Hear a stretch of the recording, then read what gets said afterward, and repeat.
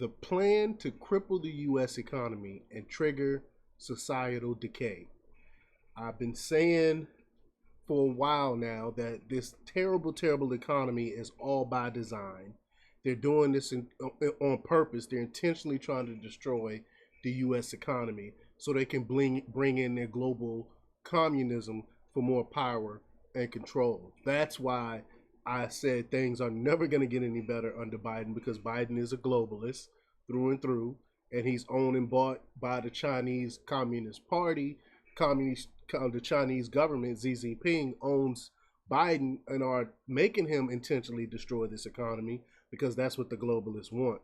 So we're going to talk a little bit about that. But before we get started, go ahead and hit that like button, share this out so we can get this information out there. Subscribe if you're not already a subscriber, and hit that alarm bell so you know when I'm putting out new stuff.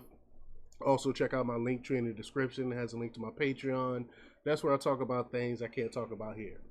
All right, so let's talk about this news. Now, this comes from Jonathan Lesser from Real Clear Wire, by way of WorldNet Daily. And he reports that 42 was the mystical number that explained life, the universe, and everything in Douglas Adams' comic novel, The Hitchhiker's Guide to the Galaxy. I love that. I never checked out the novel, but the movie was one of my favorites. And that was the number when they basically asked for everything, wanted to know everything, and basically what is the meaning of life and stuff. And they said 42. That was the answer, was 42. Happened to be one of my basketball numbers when I played ball in high school as well. But today, another mystical number, the so-called social cost of carbon, or SCC, again, it's totally made up, is providing the excuse for the Environmental Protection Agency and green energy enamored state regulators to enact crippling energy policies. It's disgusting. Again, they use this fake made up number, this fake made up science to try to push their agenda. But the SCC is the thumb on the scale that can justify virtually any policy aimed at eliminating fossil fuels. When the EPA first proposed this rule to reduce mercury emissions from coal-fired power plants, the agency cost-benefit analysis determined the benefits would be minuscule. Any putative benefits, it turns out, would come instead from reductions in carbon emissions, and here's the key, based on calculated value for the SCC. Again, made up stuff, made up fake science. The same was true for the EPA's earlier attempt at carbon regulation via Clean Power Plan, which was shut down by the Supreme Court, and thank God they shut it down. But here we are again with the agency's newest rule. They just keep pushing and keep pushing.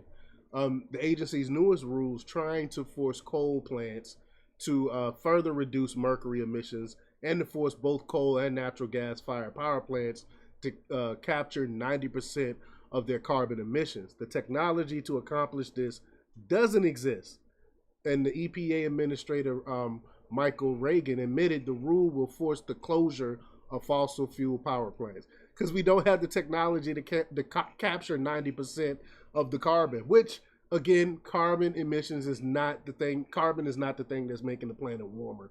I went over the many studies that show that this is all made up junk science they're pushing to get, and scientists are going along with it so they can get the grant money. That's what this is all about, and I've done many reports on that as well. The SCC values used by the EPA are derived from calculations and integrated planning models, or IPMs. Those models assume a simplistic linear relationship between carbon emissions and world temperature. Never mind that the validity of the linear assumptions is a subject of deep debate in scientific circles. Again, I've went over many studies talking about this.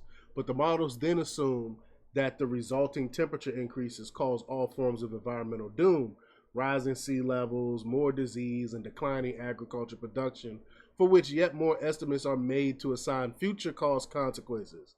Here's the key. The IPMs project these costs out for the next 300 years. No typo, 300 years. None of us gonna be around for this.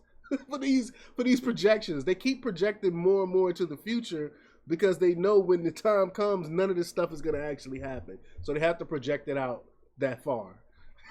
Then those far future costs are discounted to estimate a value in today's dollars by using truly absurd assumptions about such things as inflation and economic growth. This is junk science. Who really believes in this quack stuff? A tongue-in-cheek forecaster's creed is, give them a number or give them a date. Don't give them both. Attempting to predict the future 3 centuries hence may be standard fare for science fiction writers, but basing energy policies on such predictions are insane.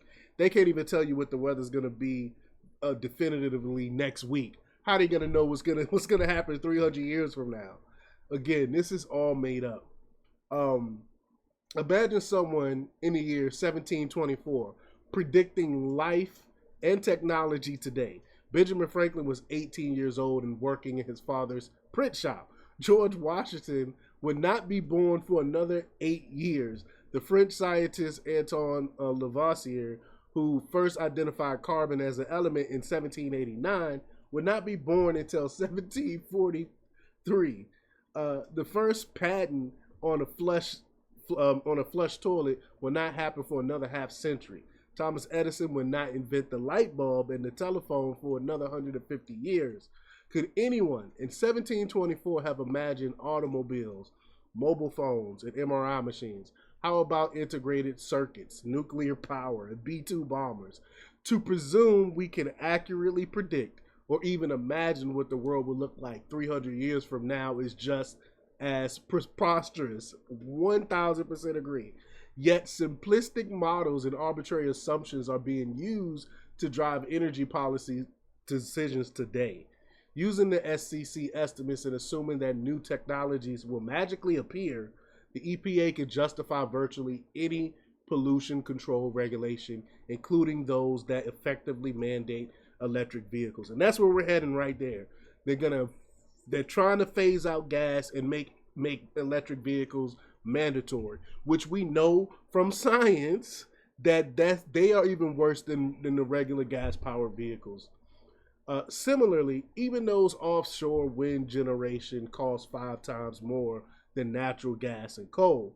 The SCC can, quote, prove the benefits of offshore wind exceeds its costs. New York State, for example, assumes that by 2040, thousands of megawatts of, quote, dispatchable emission-free generators, the equivalent of a natural gas generator burning pure hydrogen, will provide the necessary backup for unreliable offshore wind, even though no such generator exists. We don't have the technology. This is what I've been saying for years now. They pushing all this stuff, and we don't have the technology to do what they want us to do. And they know this, but they don't care. It's not about solving the problems. It's about creating problems so they can come in and regulate you out of existence. Contrary to the economic fantasies peddled by green energy advocates, policies to eliminate fossil fuels based on the supposed benefits captured by the SCC will cripple the U.S. economy. Electricity prices, coupled with ill-considered plans to electrify virtually everything, will soar. Supplies will dwindle, requiring rationing, either explicitly or through rolling blackouts, such as those experienced every day in South Africa. Rather than creating some green energy nirvana, the lack of adequate and affordable electricity will cause societal decay. And that's what they want. Again, all of this based on a made-up number. Wow, powerful, powerful stuff. But let me know what y'all think about this. Leave your comments down below. Like, share, subscribe, and check out jjthepsychotherapist.com for the latest in news. Until next time, peace.